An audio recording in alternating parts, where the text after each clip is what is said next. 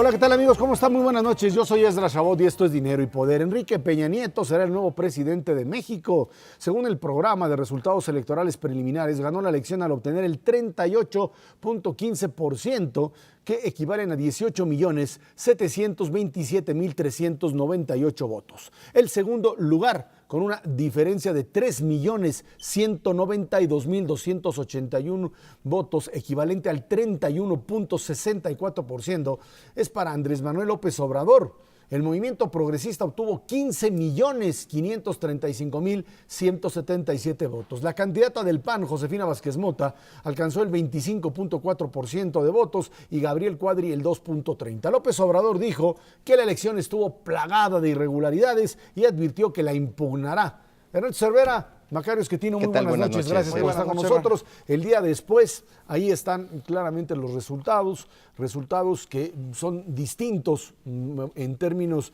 de lo que las distintas encuestas plantearon, pero que ratificaron una tendencia. El PRI finalmente gana la presidencia de la República, no se consigue una mayoría absoluta de ningún partido en el Congreso, se recompone sin duda alguna la estructura del mismo. Vamos a tener un Congreso distinto al que teníamos ahora, que exigirá también negociaciones. Un triunfo para la izquierda en la Ciudad de México y en las gubernaturas, que logra ganar. Creo que es un buen triunfo para la izquierda, un triunfo, por supuesto, para el PRI y una verdadera derrota para el partido en el gobierno Acción Nacional.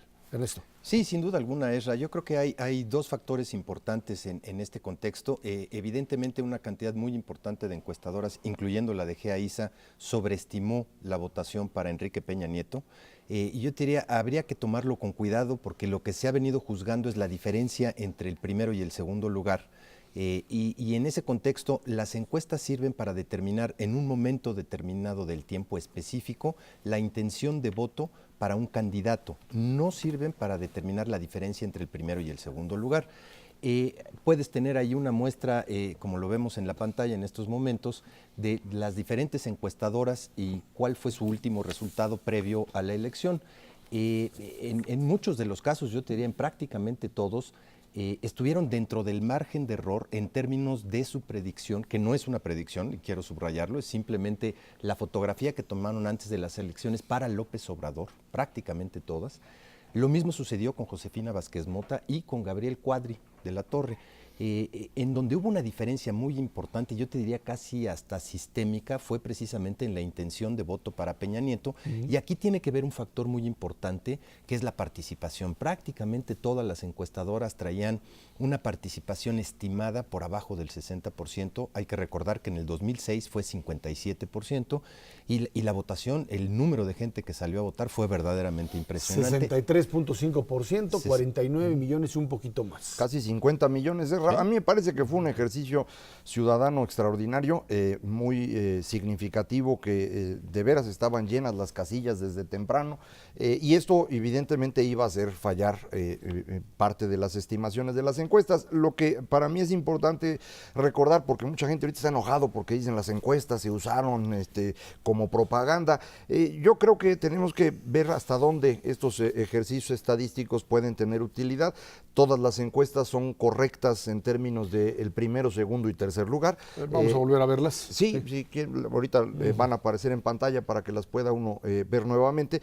La diferencia ocurre en los votos que van para Andrés Manuel y Josefina, están dentro del margen de error, más o menos 3 puntos, pero como quedan ambos arribita de lo que la estimación promedio traía, esto hace que Peña Nieto quede ligeramente arriba. Incluso en las encuestas de salida, estas ya no aparecen aquí, pero las que se tuvieron el día de la elección, había una sobreestimación todavía de Peña Nieto. Todas las encuestas de salida traían 41-42% del voto para Peña Nieto, y el resultado final, como podemos ver en la última línea, que es el del PREP al 98%, fue 38% de los votos para Peña Nieto. Entonces, hay algún porcentaje de la población que a la hora de contestar las encuestas está contestando de una manera un poco distinta. Está hablando del 38 al 41%, que era lo que daban. Sí, Tampoco 25 es un margen. Eso está dentro del margen de error. margen. Ahí, ciertamente en encuestas de salida y desde luego en conteos rápidos el margen de error es mucho más pequeño. Se va reduciendo. Aquí lo interesante es cómo, si uno voltea a ver Vázquez Mota,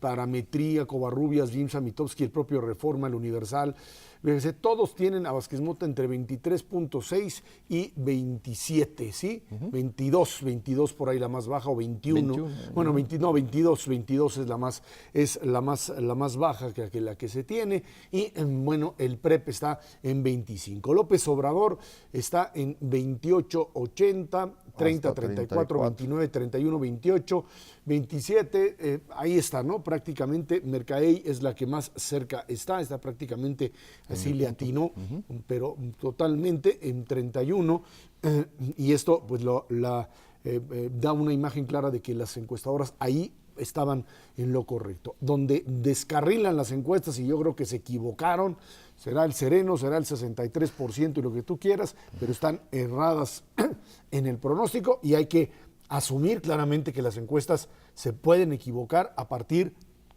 de lo que sucede el día de la elección. Sí, independientemente de la foto que tomes, diferenciales que van desde 20 puntos, como el caso de Parametría, GEA-ISA también con 18, ¿sí? Hasta, bueno, los que estuvieron más cerca en este caso, como el caso de Mercaey o de Motecnia, ¿no? Las encuestas tradicionalmente en México, en las elecciones presidenciales, tienen una diferencia del último día que se pueden hacer encuestas al día de la elección, que va de 4 a 6 puntos, dependiendo de la casa, dependiendo de la ocasión, pero este movimiento que ocurre el día de las elecciones es muy significativo. Hay un porcentaje grande de las personas que decide su voto en la última semana o incluso llegando a la urna. Entonces, esta variación de 4 a 6 puntos es muy normal. Hay que acordarse que en 2006 una gran cantidad de encuestadoras traía, por ejemplo, a Andrés Manuel 3 o 4 puntos arriba, otras traían a Calderón 2 o 3 puntos arriba. Entonces, la variación existe. Aquí, a mí me parece que se está haciendo una queja demasiado grande sobre las encuestas, cuando en realidad el problema es un margen más grande de lo que en realidad ocurrió, pero de ahí a decir que las encuestas son las que guían la votación, a mí me parece yo creo que farsa. no, pero sí hay un diferencial. Hay dos elementos aquí que yo creo que valen la pena reflexionar. El primero de ellos es que el error promedio de las encuestadoras en general en el 2012 fue superior al error promedio de las que se observaron en 2006. Hay ahí ciertos movimientos que las encuestadoras, las casas encuestadoras, simplemente no han podido todavía capturar dentro de sus encuestas previas. Y número dos, yo creo que sí es un momento oportuno para que todas las encuestas, todas las casas encuestadoras hagan una reflexión profunda de específicamente por qué sí se le atina a ciertos candidatos o a ciertos patrones o a ciertos partidos, se está fallando en uno consistentemente. En lo que sucede, que es muy común, por ejemplo, en el caso del gobierno del Distrito Federal, luego platicamos de la elección en la jefatura de gobierno, pero las mismas encuestas... La misma metodología manejada por las mismas encuestas, que daba un 60 y tantos % fue exacta. Para Mancera, ahí sí le pegaron. Ahí no falló, y falla en la y nacional. En la otra. ¿Sí? Habrá que ver qué pasó con los periodistas porque que fueron es exactamente a votar, la misma metodología, ¿no? Los mismos encuestadores, y ahí se le atinó perfectamente. Pasando a otro de los temas, creo que el mecanismo que se manejó el domingo, cuando ya aparecieron los datos del PREP y las encuestas de salida, más que nada el conteo rápido, que fue lo que más certeramente delineaba el diferencial de 6 puntos, entre 6 y 7 puntos, terminó ser 6.51, de acuerdo al PREP. Esto hizo que el presidente de la República apareciera inmediatamente después de Leonardo Valdés, presidente del IFE, ratificar el triunfo de Enrique Peña Nieto, Josefina Vázquez Mota, en un acto de democracia o de una demócrata que reconoce la derrota, independientemente de las irregularidades. O sea, hay que entender claramente que la inequidad en la elección puede estar presente, es un problema común todavía en México, y eso tiene que ver con una ley electoral que no funciona como originalmente se planteaba, y que esto genera también este tipo de distorsiones. Y a partir de eso, bueno, pues el reconocimiento del PAN de su derrota, abierta y total en toda la línea, y a partir de esto otra vez una izquierda que es triunfadora otra vez en forma importantísima como segunda fuerza en el Congreso, con los partidos chiquitos que decíamos capaz que pierden el registro, pues resulta que Movimiento Ciudadano tiene el 4% y el PT también.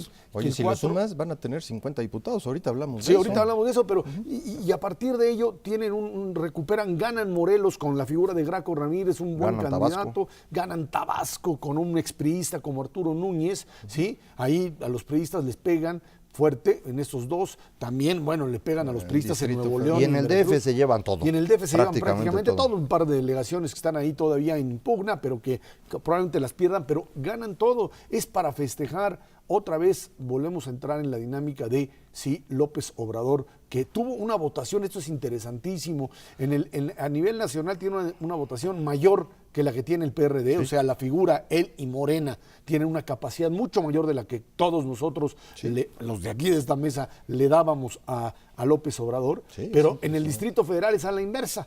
Tienes una cantidad de votantes que votaron por Mancera, que votaron como tal, pero que no votaron López Obrador. Hay un voto dividido de los mexicanos, voto diferenciado, muy, muy marcado. En muchos estados ocurre lo que tú acabas de decir. López Obrador alcanza una votación muy grande comparativamente con lo que obtienen sus partidos para el Congreso.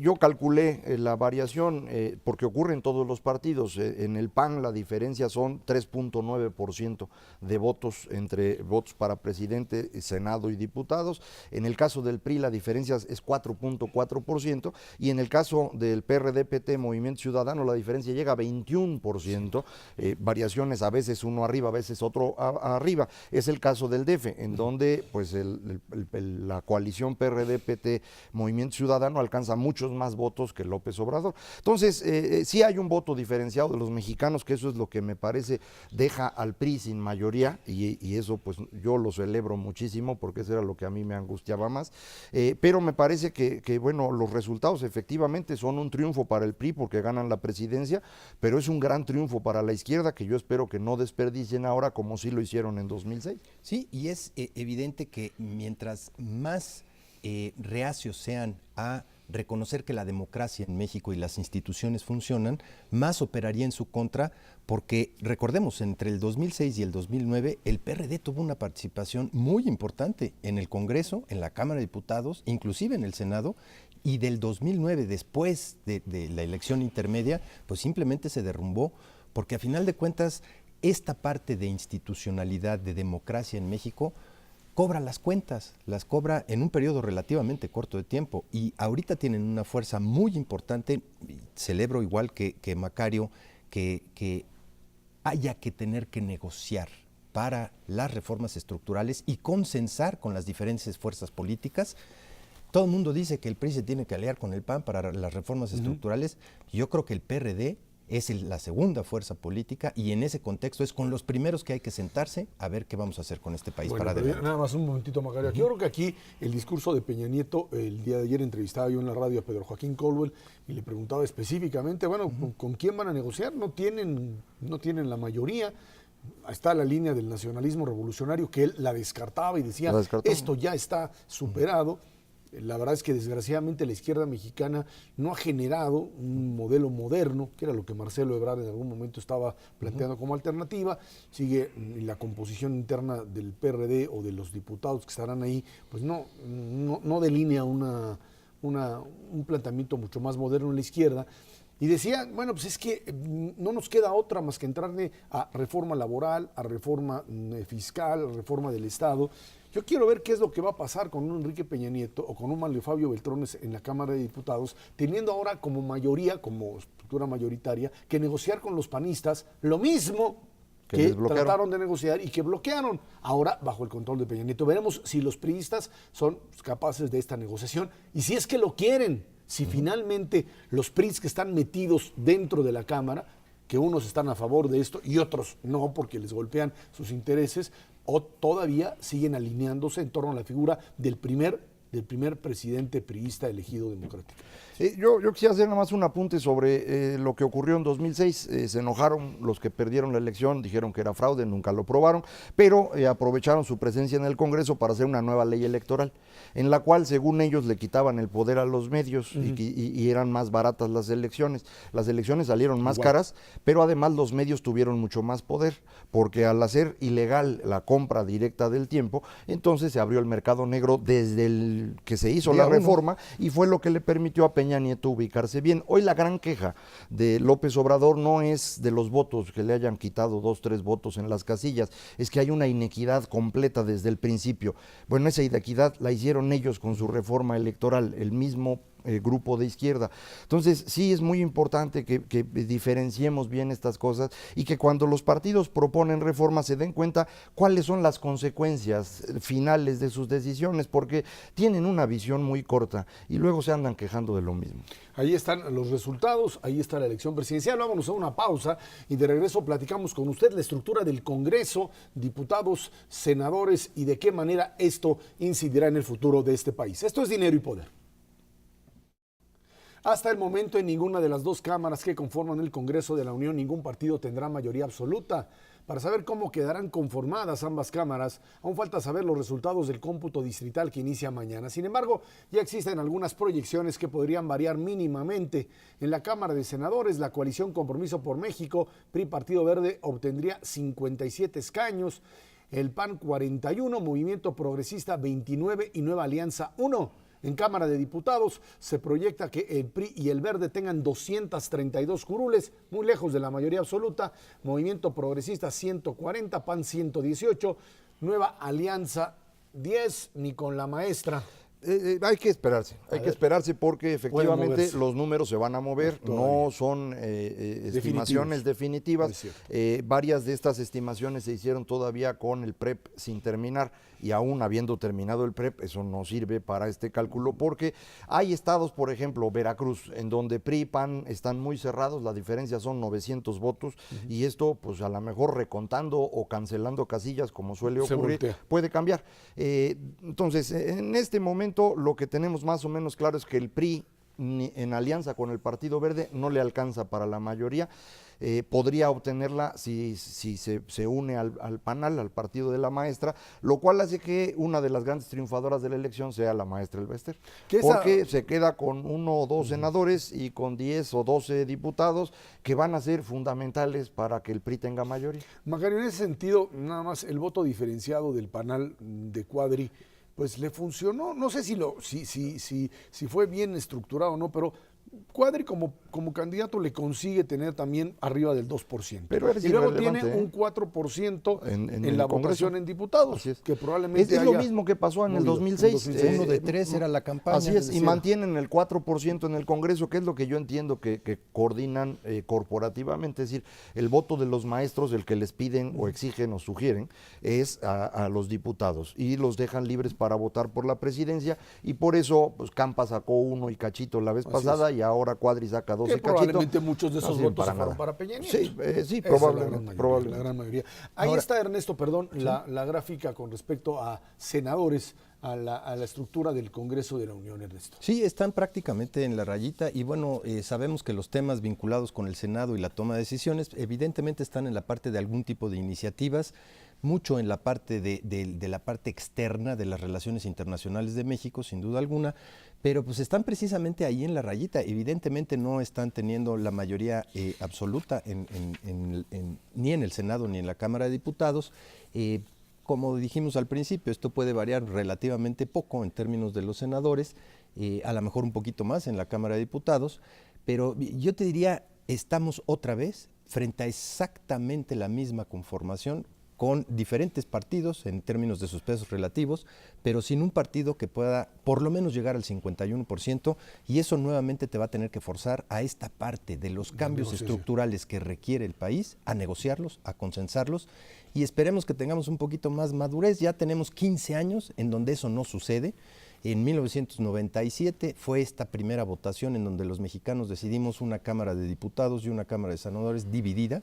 El presidente Zedillo la enfrentó durante 3 años, Fox durante 6, Calderón durante 5 y cachito que lleva, y evidentemente nos vamos a echar cuando menos otros 3 años con una Cámara en donde todo se va a discutir a fondo. Esto es para mí una gran cosa que decidieron los mexicanos, no darle mayoría a nadie. Para mí era verdaderamente angustioso pensar que el PRI pudiera tener mayoría porque pues en donde tiene mayoría en los gobiernos estatales nunca más se vuelve a ir y suele gobernar autoritariamente como lo habían hecho durante el siglo pasado. Tenía yo la preocupación de que esto fuese a ocurrir, al menos durante estos 3 años eso no va a ser posible. Pueden llegar a construir mayorías temporales para ciertas reformas. Y aquí viene pues la decisión relevante que tienen que tomar en el PRI, ¿con quién? Si se mueven a negociar con el PRD, PT, Movimiento Ciudadano, se mueven a negociar con el PAN, y para eso hay que ver cómo están conformadas las bancadas, porque en la izquierda y en la derecha hay 2 grupos en cada una. En la izquierda hay un grupo negociador que tiene una visión más moderna, cercanos a Marcelo Ebrard o a Nueva Izquierda, y hay un grupo pues más violento, o digamos con más radical es la palabra correcta, que es el cercano a López Obrador, y con López Obrador en una segunda posición, tratando de convertirse otra vez en el líder aguerrido, pues hay muchas de las reformas estructurales que va a ser muy difícil promover. En la Cámara de Senadores el liderazgo priista en manos de Emilio Gamboa. Muy probablemente. Seguramente. Cristina Díaz, la secretaria general del partido, figuras que pues difícilmente están ahí justificadas para el propio PRI. Carlos Romero de Champs, estará ahí el líder petrolero, Joel Ayala, David Penchina, Omar Fayad. Bueno, ahí están, ¿no? Son las figuras con las cuales tendrá que lanzarse. Los perredistas, que tienen también pues un número importante. Manuel Camacho, que no estaba y luego lo metieron ahí. Acabó entrando por atrás. Bueno, Miguel Barbosa, Luis Sánchez del Estado de México, Dolores Padierna, el grupo de López Obrador, Alejandro Encinas, Alejandra Barrales, como parte del grupo Marcelo Ebrard, Armando Ríos Peter. ¿Sí? Ahí va a estar interesante a ver quién va a coordinar.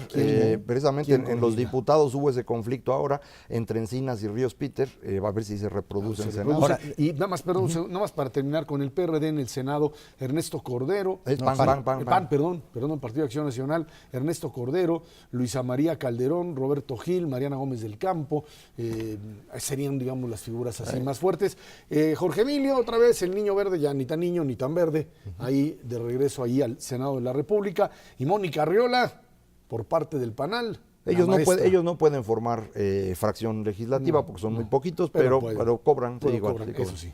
Lo que va a ser interesante también es ver cuál va a ser la posición que adoptará el PAN en la Cámara de Diputados, si va a ser exactamente la que tuvo, y aquí podemos ver la gráfica de cómo se va a conformar precisamente una aproximación, digamos, con el PREP, en la Cámara de Diputados, evidentemente con 232 diputados, y como decíamos, sumándole los 10 diputados del PANAL llegarían a 242, 9 lejanos de los 251 que se requieren para tener mayoría relativa, necesariamente se va a tener que consensar. Por el tipo de discurso que dio ayer Enrique Peña Nieto en términos de avanzar cuáles serían las reformas estructurales, la fiscal, la energética, probablemente la laboral, y a lo mejor la de seguridad social en este periodo que se abre el 1 de septiembre, pues aparentemente tendría que buscar un acercamiento ya con el PAN. Y el PAN puede tomar una de dos, la de enojo, como lo hizo el PRI cuando perdieron en el 2006, y de reclamo, y decir ahora no te apruebo absolutamente nada y es una sopa de tu propio chocolate, o la de decir, bueno, pues esto es lo que yo estuve buscando durante 6 años y efectivamente pues le quiero entrar a esta parte de reformas estructurales por el bien del país, porque México puede hacer precisamente estos cambios que se requieren urgentemente. Yo creo que a pesar de lo que puedan querer los grupos que quieren hacer las reformas, van a tener enfrente a Andrés Manuel, que no tiene pocos diputados, no tiene pocos senadores, revalidó sus 15 millones de votos y va a hacer lo que hizo durante los primeros 3 años del sexenio de Calderón, bloquear prácticamente todo, transformar las iniciativas en cuestiones bastante más ligeras, y entonces buena parte de las propuestas que tenía Peña Nieto le va a costar mucho trabajo sacarlas. No solo tiene oposición al interior del PRI en todas las reformas modernizadoras, sino que va a tener pues este polo de izquierda bastante duro, me parece. Eso habrá que ver qué es lo que sucede al interior del PRI. PRD, Así es. porque pues Miguel Ángel Mancera en la Ciudad de México, Marcelo Ebrard, cuál será la disputa al interior del Partido de la Revolución Democrática, quién lo va a controlar, quién va a manejar en diputados. Aquí está la lista un poco de... ¿Y cuántos quedan? Porque también no sabemos cuántos de los diputados de PRD, PT, Movimiento Ciudadano corresponden al grupo modernizador y cuántos al movimiento. Pero podemos López hacer Obrador. algún tipo de cuentas. Por ejemplo, todos los del PT y Movimiento Ciudadano son sí, más un cacho del PRD, pero déjame ese decirte, cacho el que no PT sé. más Movimiento Ciudadano juntos es la cuarta fuerza electoral representada en la Cámara de Diputados. Van a ser cerca de 50 diputados y podría ser, si quiere, mañana su partido. El asunto es que estos grupos políticos de izquierda no han sido tradicionalmente negociadores en el Congreso o bloqueadores en el Congreso, sino que interrumpen las sesiones, rodean la Cámara. Eso es lo que no funciona. ¿No? Vamos a ver, ahora le toca a Peña Nieto y al PRI hay que lidiar lo toreen, con ese tipo de ellos resistencia, repitieron muchísimo durante la campaña que ellos sí pueden negociar, A ver, ellos si es sí cierto. saben. Es que, pues, Bueno, a ver si sí lo saben hacer. Manuel Fabio Beltrón es al frente de los diputados priistas, O Murillo. seguramente. O Jesús Murillo Cara, Jesús bueno, Murillo. vamos a ver cuál de los dos. Ahí están los nombres. Amalia García regresa por el PRD a la Cámara de Diputados. Ahí está Miguel Alonso Raya, Fernando Belaunzarán.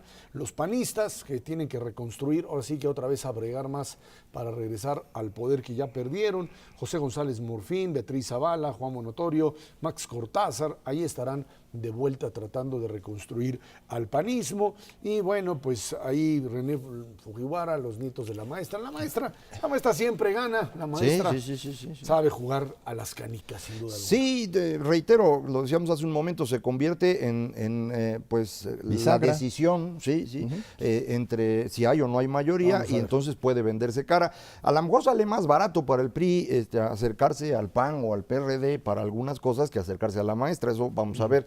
Pero otra vez, esto es muy distinto de lo que esperaban los priistas. Sí. Ellos ofrecieron tener un gobierno que iba a ser efectivo porque pensaban que tenían mayoría. Sin mayoría, con el verde. Y sin mayoría ya no se ve tan claro que puedan ser lo eficientes que ofrecieron. Ahora, déjame decirte una cosa, no se pueden tardar mucho. La verdad es que hay 3 o 4 sombras ominosas en la parte macroeconómica para México que te obligan a tomar reformas estructurales muy rápidamente. Uno, el precio del petróleo.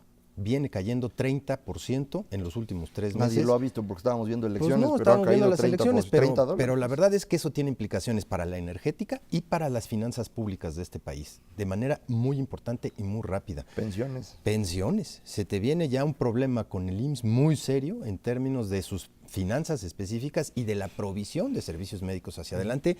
Algo tienes que hacer. La presión para que se apruebe algo en materia de reforma laboral es importantísima ya del sector privado clamando en su conjunto.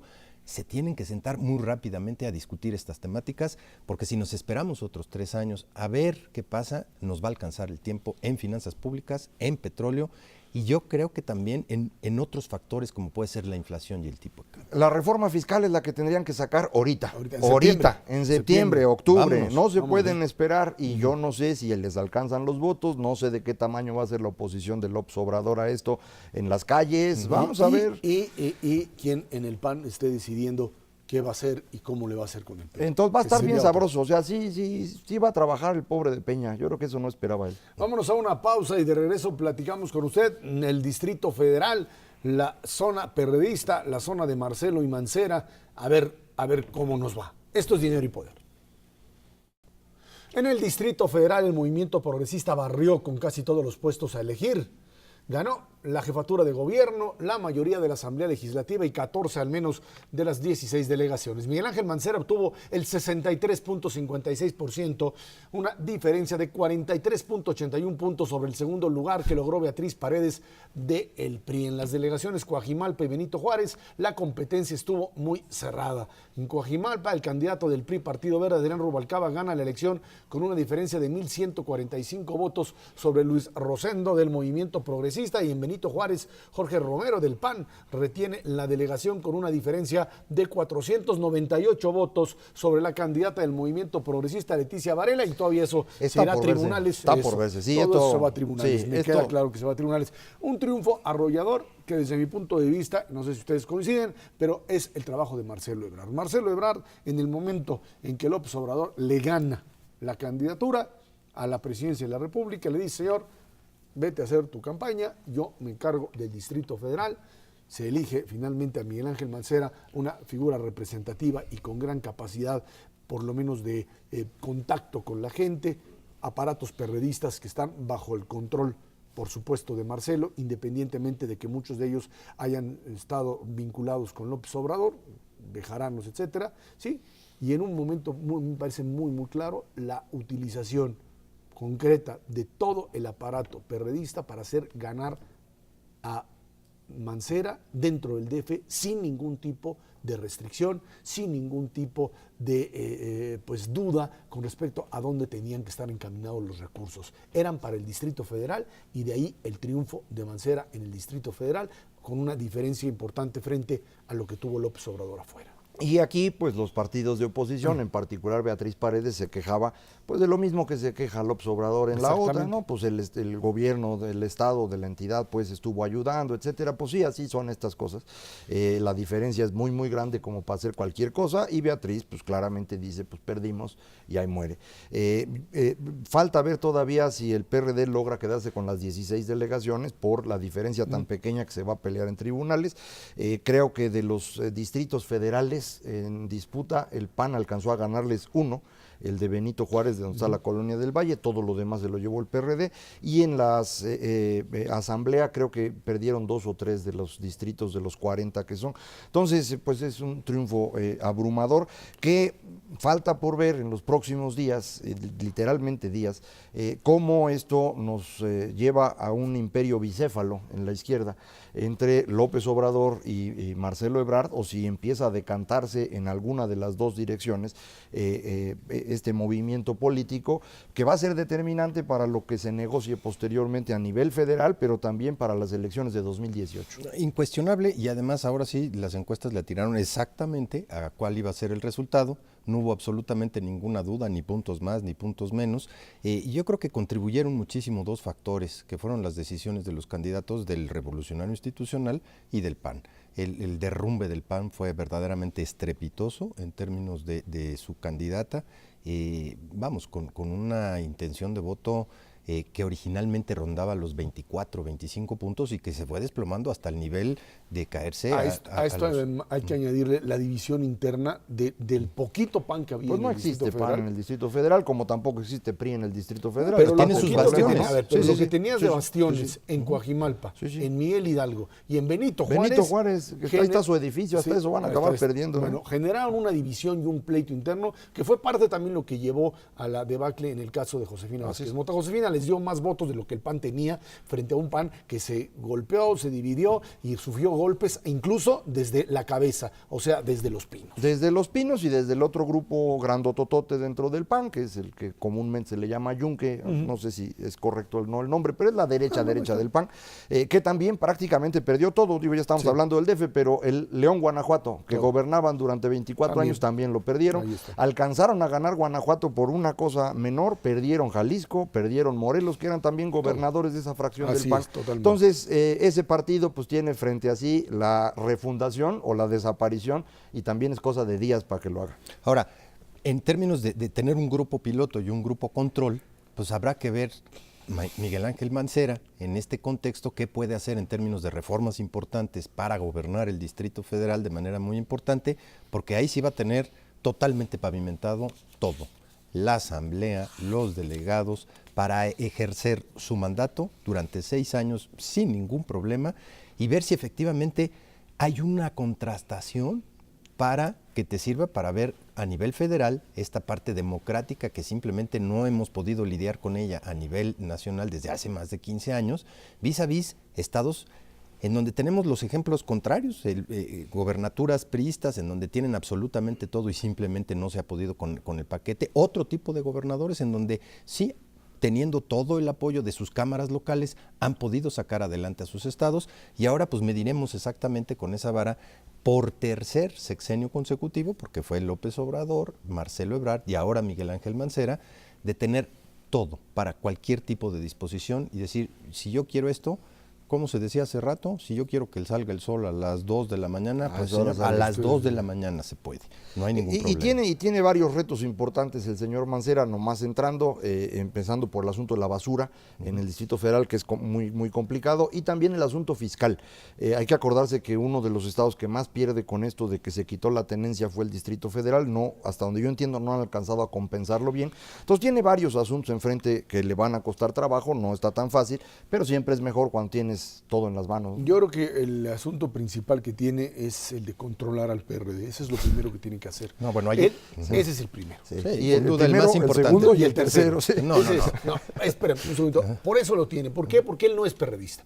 Él entró ahí como un candidato ciudadano y ni siquiera forma parte de ninguna corriente. Es un poco el modelo de Marcelo Así es. cuando él llega a la jefatura de gobierno. Sí. Llega así y finalmente tiene que empezar a construir y a negociar y a aceptar ciertas imposiciones del propio López Obrador. Hoy la gran ventaja que tiene Miguel Ángel Mancera es que tiene atrás a Marcelo Ebrard, que yo supongo estará en estos momentos diseñando una estrategia para ver de qué forma logra entrar a manejar el PRD frente a un López Obrador al que le estaría diciendo, pues tú quédate con PT y Movimiento Ciudadano y tu fracción, pero la reconstrucción de la izquierda va a estar ahora disputada entre esos dos personajes, ¿no? Sí, no hay duda. Hay otro elemento adicional en esta parte del Distrito Federal, que es la vinculación que va a generar Miguel Ángel Mancera con el presidente, con en términos de zona metropolitana con Durazo y desde luego Erubiel. con Erubiel. Sí.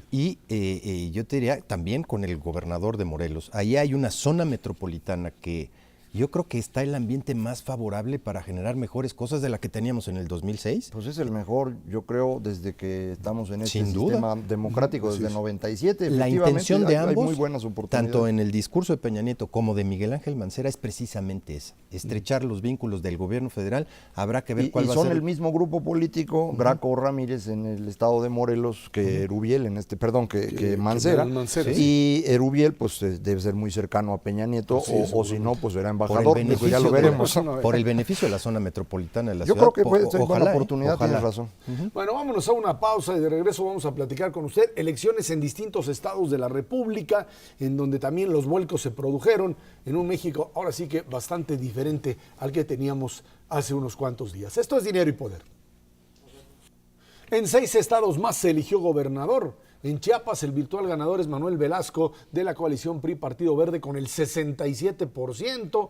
En Guanajuato, el panista Miguel Márquez lleva la delantera con 48.3%. En Jalisco, el PRI le arrebata después de 18 años la gubernatura al PAN. Su candidato obtiene el 38.8% de las preferencias. En Morelos, Movimiento Progresista, encabezado por Graco Ramírez, alcanza el 43.3%. En Tabasco, un expriista duro, de esos de los duros del PRI de entonces, hoy perredista, Arturo Núñez, ahora de Movimiento Progresista, lleva la delantera con 51.3%. Y en Yucatán, el PRI retiene la entidad. Su candidato Rolando Zapata obtiene el 50.6%. Los priistas, pues muy contentos porque prácticamente pues retienen todo, salvo el caso Tabasco, que sí es finalmente el que pierden como tal frente a Arturo Núñez. Ese sería, digamos, su gran derrota en términos de gubernaturas. Y algo pues también simbólico, ¿no? O sea, el triunfo finalmente de un priista que se salió del PRI precisamente por no acceder a la candidatura a Tabasco. Arturo Núñez hoy la gana con el Desde el PRD, PRD. al estilo Monreal en sus buenas épocas. Sí, en todo caso, lo que queda claro es que para el PAN, paradójicamente, el único estado que logran retener es Guanajuato, el Guanajuato de Fox. Y por Ese por poquito. Perdieron Bueno, León, tanta- perdieron la capital, León, ¿no? Pero Sí, fue tienen poquito. Guanajuato, el Guanajuato de Fox. A ver qué hacen ahora con Vicente Fox. Seguramente le van a dar una credencial del PRI y unas pastillitas para que se calme, ¿no? Bueno, esas ya las toma. Bueno, decías, Macario. Sí, a mí parece que el PRI gana prácticamente en todos lados, si acaso pierde Tabasco, eso es lo más serio para ellos. No alcanzan la mayoría, que yo creo que ese es el golpe más duro que tienen en este momento en el Congreso, pero a nivel estatal pues ganan de calle. Yo creo que conviene ver cómo se va distribuyendo la votación a nivel nacional, porque esto nos permite ver el voto diferenciado al que nos referíamos hace un momento, y para eso construimos unos mapas que pueden ser útiles para entender cómo decidieron votar los mexicanos, que vamos a ver en un momento más, para comparar las elecciones de presidente, de senador, y cómo está hoy el mapa político de gobernadores a nivel nacional, porque el PRI empieza a pintar de rojo todo. Una característica bien interesante del PRI es que pierde estados. Cuando los recupera, ya no los vuelve a perder jamás. Si en Yucatán se confirma que ganaron, será exactamente lo mismo que ha ocurrido siempre. Esta es la votación por presidente de la República.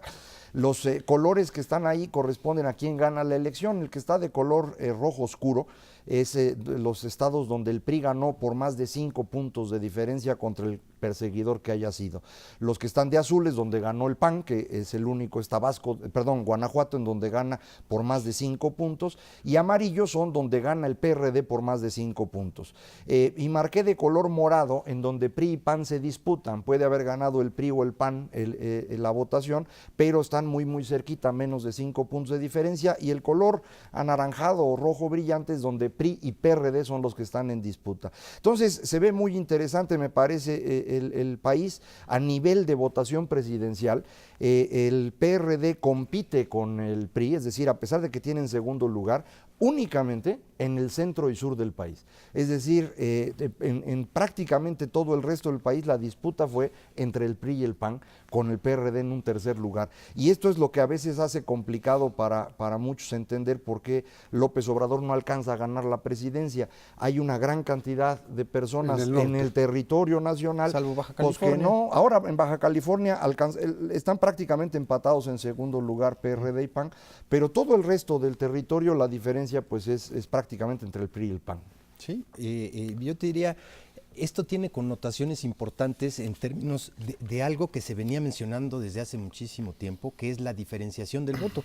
Parece inclusive que estamos hablando de países diferentes, o sea, en donde el voto es brutalmente diferente entre fuerzas políticas y en efecto, en la mayor parte del sureste es donde tiene el PRD. De hecho, el sur, porque en el sureste les cuesta trabajo, también. Es decir, Campeche, Quintana Roo, Yucatán, pues ya no. Son los pristas. Sí, son especialmente Yucatán, se ha convertido. Es que ese es el norte, se nos olvida. Ah, sí, cierto. Bueno, tú dices el sur de Estados Unidos. Está al norte del Distrito Federal, Yucatán. Sí. Bueno. Me parece correcta la observación, al menos desde el punto de vista geográfico, pero se había tornado panista, no hay ninguna duda, se recupera en las pasadas elecciones y se confirma en y bueno, el bastión natural en términos de Quintana Roo se disputa con el PRI en la presidencial, con el PRD de manera muy importante por el peso relativo que tienen esas dos capitales fundamentales. En el caso de la península de Yucatán, lo que implica Cancún como tal y la presencia que tiene el PRD precisamente en el municipio de Benito Juárez,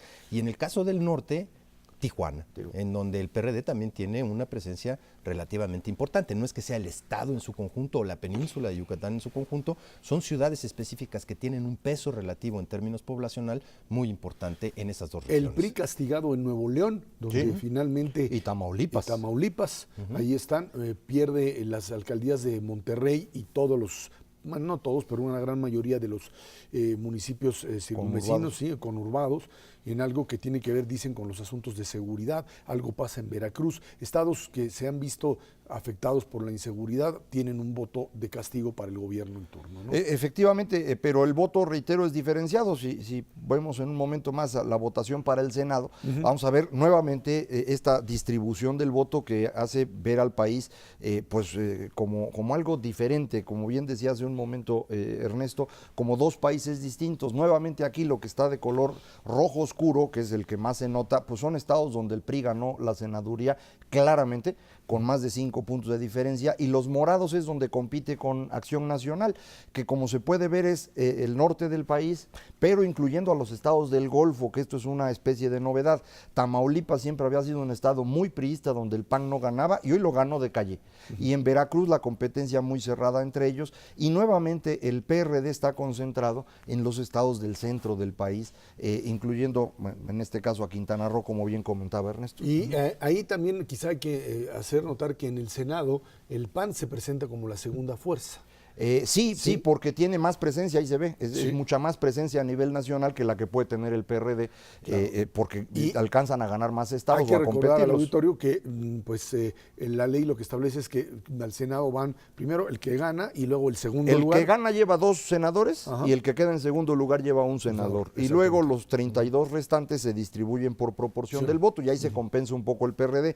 Pero por eso el PRD nunca ha podido tener una fracción en el Senado grandota, porque no tienen muchos estados en donde realmente compitan. Aquí en el DF sin duda, Estado de México, Morelos, Guerrero, Oaxaca, Tabasco y se acabó.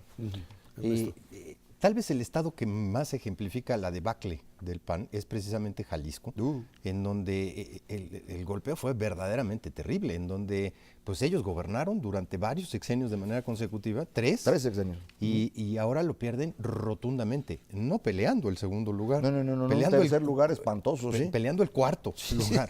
Y eso es verdaderamente terrible para un voto de castigo muy duro por parte de la población de Jalisco. Con un fenómeno interesante que es el caso de Alfaro. De Es correcto. Sí. Un candidato Bueno, pues, carismático, atractivo, etcétera, que si el PRD, que tiene una votación de 3 y pico % hubiese finalmente incorporado, hubieran en una competido, de esas hubieran estado muy cerquita del competido. candidato La derrota del PAN es tan grave que pierden toda el área metropolitana de la capital del estado, de Guadalajara y municipios 7 circunvecinos. municipios Aunque conurbados. el candidato del PAN para la alcaldía de Guadalajara era el primer gobernador que fue panista. El Negro Cárdenas, que pierde la alcaldía de Guadalajara. O sea que sí es una tragedia lo que le ocurrió al PAN en Guadalajara, como le ocurrió en Morelos. En Morelos también se van a un tercer Morelos lugar espantoso. y el único lugar Después de donde, 2 sexenios donde alcanzaron a consecutivos. mantenerse fue Guanajuato, ¿no? Es el único Oye, lugar. hablando de gobernadores, un tercer mapa en donde están cómo quedan los gobernadores a nivel nacional.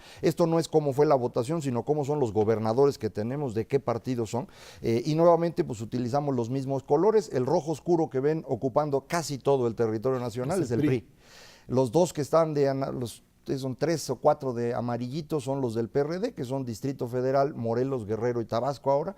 Los azulitos son los de Acción Nacional. Y pongo 2 mezclados. Uno Oaxaca, es ¿no? Maloba en Sinaloa, que es entre PRI y PAN. Y el otro, Cue en Oaxaca, que lo puse entre PRI y PRD realmente, porque esa fue la votación ahora. La otra estado que habían ganado con alianza, que fue Puebla, yo creo que ahora ya debe quedar absolutamente claro que el señor gobernador de Puebla es más bien priista y cercano a la maestra y que nunca se acercó mucho al PAN. Digo, por si había duda. Porque ¿no? ahí quien ganó fue básicamente el PRI. Ahí ganó el PRI tranquilo. Ahí, tranquilo. Esa Ahora, es la distribución. lo que queda claro es que les queda un solo estado al PAN, que es Guanajuato.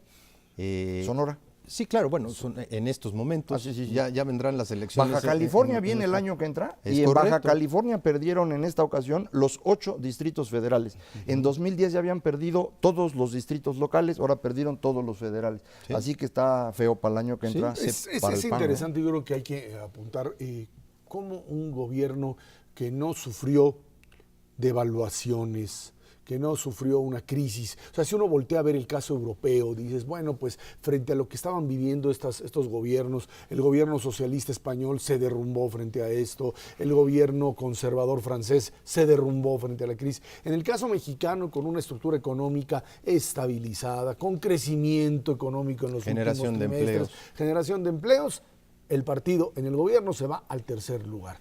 Y esto yo creo que tiene que ver fundamentalmente con la incapacidad organizativa del partido, con un gobierno que internamente se puso, por así que se hizo el harakiri, se disparó a las piernas para no ganar en un absurdo verdaderamente irracional de manejo político. Es un fenómeno que tiene algún rato. El PAN no supo generar cuadros suficientes para ocupar los espacios de poder que iba ganando y entonces tuvo que ir metiendo gente que fue encontrando de todos lados. Muchos de ellos sin mayor capacidad y sin práctica, sin experiencia, que pues no fueron buenos en sus funciones, pero muchos otros que en realidad traían malas prácticas, que se empezaron a parecer mucho a las del PRI. Y entonces esta, voy a poner entre comillas, autoridad moral que tenía el PAN frente a los votantes se fue diluyendo y se fue pareciendo mucho al PRI en muchas entidades federativas. Entonces, frente a eso y con las decisiones que tú bien dices de luchar por el control del partido, aunque se perdiera todo el país, pues el resultado ahí está y yo creo que es justo, ¿no?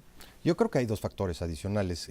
Uno es la inseguridad, que hay, si vemos cómo han modificado el patrón de votos a favor o en contra de algunos partidos, vemos el caso de Tamaulipas, el caso de Veracruz, el caso de Nuevo León, tiene que ver en muy buena parte con este voto de castigo. Y dos, pues tampoco hay que soslayar lo que han hecho los otros, lo que hizo Andrés Manuel en el caso del PRD, como la venta de un proyecto alternativo y Enrique Peña Nieto por la parte del Partido Revolucionario En el caso Institucional. de Andrés Manuel López Obrador queda claro que aquí lo que jugó fue, por un lado, es cierto, PRD, PT y Convergencia o Movimiento Ciudadano, y por el otro lado, los 6 años de estructurar Morena como un movimiento que tiene capacidad de llevar a la gente a votar. Yo creo que hay que reconocer que López Obrador es un buen líder que ha logrado mantener esos 15 millones de votos. A mí me parece que el problema que él tiene es que para mantenerlos unidos tiene que ofrecer cosas que están fuera del sistema político. Y entonces esto lo lleva siempre a una situación en la cual ya no hay salida y ya no le permite ganar, no le permite mantener al movimiento unido por un tiempo largo, sino es siempre ofreciendo que se va a salir del sistema político, algo que no puede cumplir. Entonces tiene ese problema, pero bueno, pues ni modo. Y el problema también los tiene el PRD en su conjunto, porque a final de cuentas van a tener que tomar una opción. Yo creo que el desafío de los tres es tomar opciones muy claras. El PRI tiene que decidir con qué va a gobernar. O va al modelo de tratar de seguir poniéndole pues cierto tipo de clavitos al sistema y mantenerlo, a ver cómo le hace para tratar de mantener contenta a su gente al interior, de conciliar lo irreconciliable. El PRD igualito entre el grupo, digamos, modernizador y aquel que busca también mantener modelos ligados al nacionalismo revolucionario, y un Partido de Acción Nacional que tiene que entender que ya el discurso del PAN tradicional, familiar, etcétera, se acabó, ya no hay nada más. Si yo fuera Peña, yo juntaba ahorita a los civilizados del PAN, del PRD y de mi partido y me ponía a platicar qué reforma política sacar ahorita. Pero no soy yo estoy aquí platicando y no Enrique Peña Nieto. Muchísimas gracias, Macario Schettino, Ernesto Cervera. Gracias a usted que nos ve y nos escucha todos los martes aquí en 11 TV México, Dinero y Poder. Recuerde, estamos en la radio Noticias MBS de lunes a viernes en el 102.5 de las 5 a las 7 de la tarde. Por nuestra parte, muchísimas gracias y muy buenas noches.